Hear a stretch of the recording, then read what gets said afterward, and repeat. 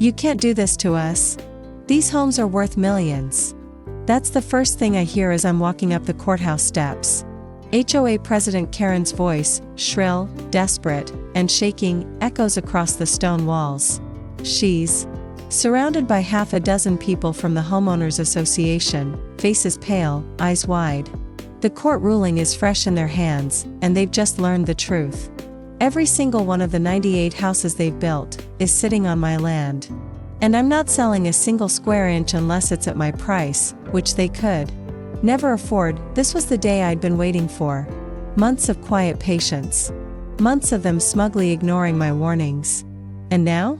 Now they were about to lose everything. Hey, before we get into this story, if you like hearing about Karens who get exactly what's coming to them, make sure to hit that like button, drop a comment about the wildest HOA story you've ever heard, and subscribe so you don't miss the next one. Alright.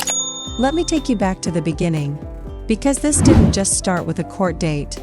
This started with an arrogant HOA president and a piece of land I knew was worth way more than they realized. The thing about land is, it doesn't scream for your attention. It just is. Quiet. Patient. Waiting for the right moment to matter. My land was like that. 40 acres of rolling grass and scattered oak trees, sitting just far enough from the city to feel untouched, but close enough that developers kept sniffing around like wolves that smelled a wounded deer. My grandfather bought it before I was born, back when this part of the county was nothing but farmland, gravel roads, and the occasional gas station that also sold bait and tackle. To him, the land wasn't just an investment. It was a promise. He used to tell me, one day, this place will be worth more than gold. But you don't sell gold to the first fool who waves $1 at you. When he passed, the property came to me. No mortgage. No liens. Just clean, open space with a view of the sunset that could make you forget your own name. For a while, it stayed exactly like that. I'd drive out every few weekends, just to walk the fence line, check the gate locks, maybe take a thermos of coffee and sit by the pond on the south end. It was my escape from the noise of the city, a place where my phone barely got a signal and my brain could breathe. Then, 2 years ago, the noise followed me. It started small, surveyor trucks on the gravel road, clipboards in hand, neon vests flashing between the trees.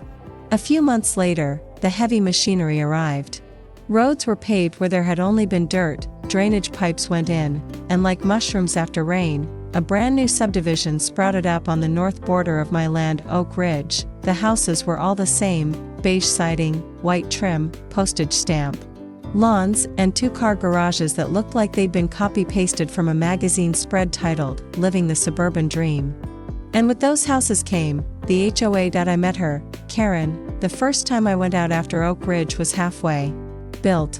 I'd parked by my gate, getting ready to walk the fence line, when a silver Lexus rolled up beside me. Out stepped a woman in a perfectly pressed pastel blouse, khaki capris, and wedge sandals. Her hair was a sharp, symmetrical bob that looked like it had been cut with a ruler. She held a leather-bound folder in one hand, a clipboard in the other, and wore the kind of smile that doesn't reach the eyes. "You must be the property owner," she said, like she was confirming a rumor. "I'm Karen, president of the Oak Ridge Homeowners Association." Her voice had that tone, polite on the surface, but with an undercurrent of "I'm in charge here." I nodded. "That's me. Can I help you?" Her smile tightened just enough to make it clear she wasn't used to being on the receiving end of that question. "Well," she said, glancing at the open field behind my fence, "I wanted to talk to you about when you're planning to sell your land to us." I actually laughed out loud. Not because I was trying to be rude, but because I genuinely thought it was a joke. It wasn't. Karen launched into a well-rehearsed pitch about community expansion and mutual benefits. She talked about how it only made sense for my property to be absorbed into Oak Ridge, and how they could offer a generous price, which, when she named it, was barely half of what the land was worth right now, let alone what it would be worth in a few years. I told her politely, at first, that the land wasn't for sale. That it never would be. That my grandfather's one request was that I never let it go cheap to people who think they own the world. The way her smile faltered told me she wasn't used to hearing "No, I understand," she said in a tone that very much suggested she did not understand at all. But perhaps you'll reconsider once you see the value our community brings to the area.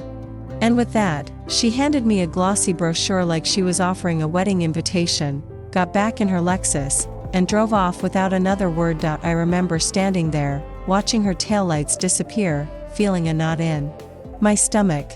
Something about the way she'd phrased it, "You'll reconsider," didn't sound like a hope. It sounded like a plan, and it turns out, it was. If I'd known then what I know now, I would have changed my locks, reinforced my fences, and maybe camped out on that land 24/7. But instead, I let my guard down. I thought no was enough. And that's when Karen started making her move. Looking back, the first signs were so small I could have brushed them off as accidents. At the time, I told myself I was overthinking it. Now, I know better. It started with the fence. My grandfather had built that fence himself, sturdy cedar posts sunk deep into the soil, 3 runs of wire between them.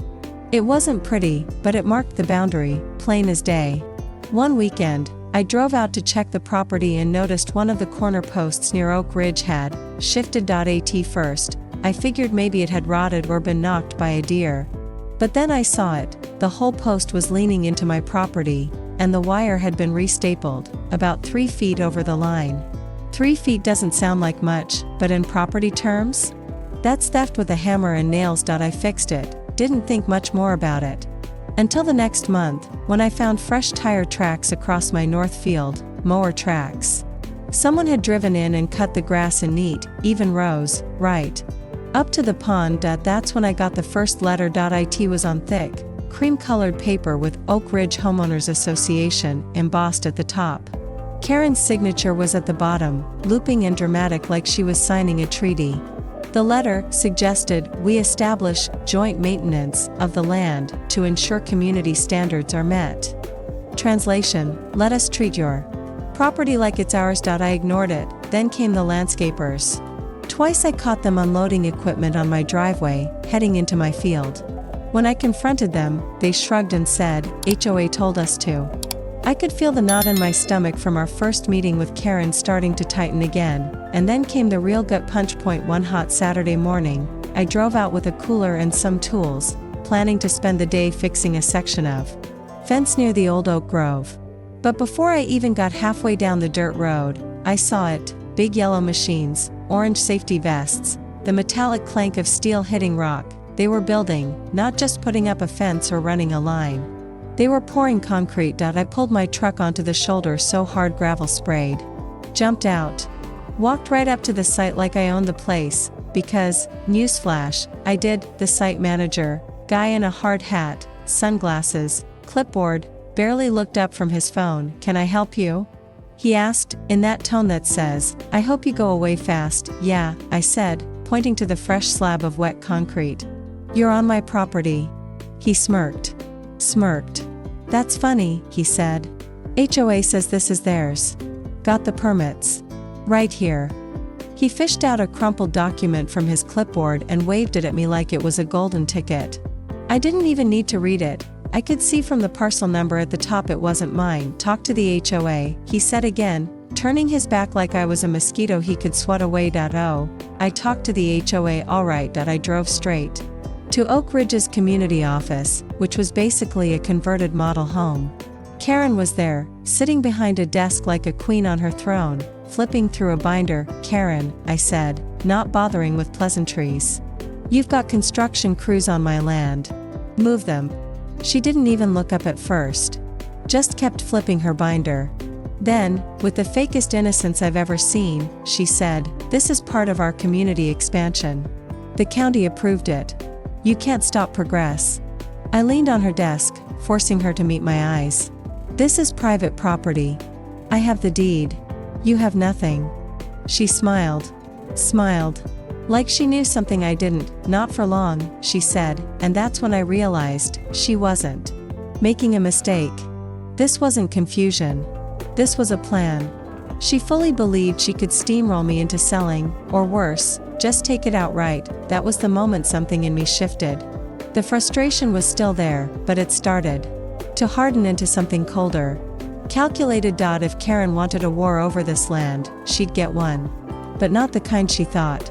I could have called the cops right then. Could have slapped her with a cease and desist and had the site shut down in a day. But I had a better idea. One that would take patience, maybe months, but would leave her and her precious HOA with nothing but regrets. Most people would have gone nuclear right there. Call the cops. Call the county. Chain themselves to the first bulldozer that crossed the property line, and believe me, the temptation was there. Standing in that office, looking at Karen's smug little smirk, I wanted nothing more than to drop a cease and desist on her desk so hard it rattled her coffee cup. But here's the thing, a cease and desist would have stopped the building. That's it. No real damage to the HOA. No real pain for Karen, and I didn't just want to stop her. I wanted to make her wish she'd never even heard of my land. So I went quiet. Smiled like I'd given up. Walked out of that office without another word. The very next morning, I called a surveyor. Not just any surveyor, the best in the county. The kind who triple checks every inch and will swear to it in court. He brought out drones, GPS markers, measuring tapes longer than my driveway. By the time he was done, I had a color-coded, laminated map showing every property line and every single place Oak Ridge had crossed. It wasn't just one house. It wasn't just one row of houses, they were all on my land. Every last one of those beige, cookie-cutter, dream homes, all 98 of them, sitting like ducks in a row, waiting for a hunter. Next, I hired a lawyer. I didn't cheap out. This was the kind of lawyer who made county officials sit up straighter when he walked into a room. We went through every record Oak Ridge had filed. Zoning permits, expansion requests, property plats, and guess what? Karen's community expansion application didn't even list my parcel number. Not once. She hadn't gotten approval. She just started building, like she was daring someone to stop her. My lawyer grinned when he saw it. You could shut them down tomorrow, he said, but I shook my head. Not yet. Because here's the thing, the deeper they went, the more money they sunk into this little land heist, the more leverage I'd have when I finally pulled the trigger. So I let them keep going. I drove out there every couple of weeks, just to check on things. Watched the houses go from slabs of concrete to skeletons of wood, to neat rows of finished homes with "for sale" signs staked in the lawns. Watched moving trucks pull in. Watched families unload boxes, completely unaware they were setting up life on property that didn't belong to them. Karen spotted me once, standing by my truck on the dirt road. She waved, actually waved, like we were neighbors and not mortal enemies. I just tipped my hat. Meanwhile, I kept every scrap of paper, every survey, every permit, every photo date stamped and neatly filed. My lawyer and I built a case so airtight, not even Karen's fake pearls could squeeze through, and the whole time, they kept building, selling, expanding. By the time they'd finished, Oak Ridge wasn't just a neighborhood, it was a full-blown community. 98 houses, a community pool, a clubhouse. And all of it, every manicured lawn, every freshly painted wall, sitting squarely on my land. It was beautiful. Like watching someone stack dominoes for hours, knowing you're holding the finger that's going to knock them all down. Finally, when the last "sold" sign went up, I looked at my lawyer and said, "It's time." We filed the lawsuit that afternoon. The best part about revenge? It's not the moment you win. It's the weeks before that moment, when you know you're about to win, and the other person doesn't have a clue. The day of the court hearing dawned gray and heavy, like even the weather knew something big was about to happen. I was up before sunrise, suit pressed, papers stacked neatly in my briefcase. Not that I needed to bring the evidence, my lawyer had enough copies to wallpaper the courthouse, but I wanted it with me, just as a reminder of every single step that led here. Walking into the courthouse, I felt calm, not cocky, not jittery, just steady. I'd played the long game. I'd let them build their fantasy, sell it, move people in, hold HOA meetings about lawn height and mailbox colors, all while sitting on the one piece of paper that could make it all vanish overnight. When we stepped into the courtroom, Karen was already there. She looked different. Gone was the pastel blouse and the pearl necklace. Today she wore a dark suit that tried, and failed, to make her look like she was in control. Her hair was pulled back tight, her jaw even tighter. Around her, the HOA board members shifted in their seats, whispering furiously. Their lawyer, a polished man in a tailored navy suit, flipped through a thick binder, not making eye contact with anyone. The judge came in, we all stood, sat, and then my lawyer started and he didn't rush. Didn't dramatize. Just laid it out piece by piece, the survey maps, color-coded with bright red lines showing exactly where my property began and where Oak Ridge had crossed it. The deed in my name, crystal clear and unbroken from the day my grandfather bought the land. The absence of my parcel number on any of their permits, every word was a nail in their coffin. When my lawyer finished, Karen's attorney tried to push back. Your Honor, this is simply a misunderstanding about boundary lines. The judge cut him off. A misunderstanding is 3 feet of fence. 98 houses is not a misunderstanding. I almost laughed. Almost. The ruling came faster than I dared hope. The judge declared every single structure built on my land to be illegal and ruled that full ownership of the land, and everything on it, remained with me. The room went dead quiet, except for one sharp, ragged gasp. Karen, she shot to her feet. You can't do this to us. These homes are worth millions. The judge didn't even blink. Then perhaps you should have built them on your own land. That was it. Game over. After the hearing, their lawyer came to us, practically begging for a settlement. How much? He asked, already looking defeated. I told him my price, market value for every square foot of land, times 3. Paid in full, no financing. If they couldn't pay, I'd start eviction proceedings and have every single one of those houses torn down. He swallowed hard, said he'd take it back to the board. 2 weeks later, the answer came back. They couldn't pay. The bank foreclosed. Families, furious, blindsided, turned around and sued the HOA. The lawsuits piled up like junk mail. The community pool closed.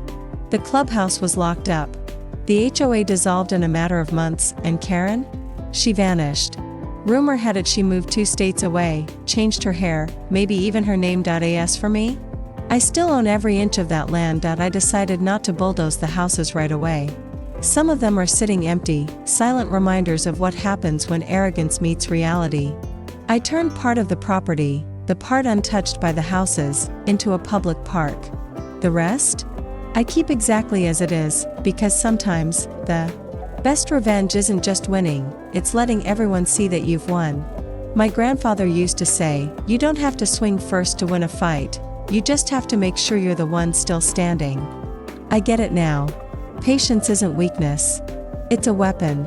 And in this fight, I didn't just win. I made sure they'd never forget who beat them. And that's how HOA Karen lost 98 homes in one day. If you enjoyed this story, hit that like button, subscribe for more, and drop a comment. If you were me, would you have made them pay up, or gone full demolition just for the satisfaction? Thanks for watching my video.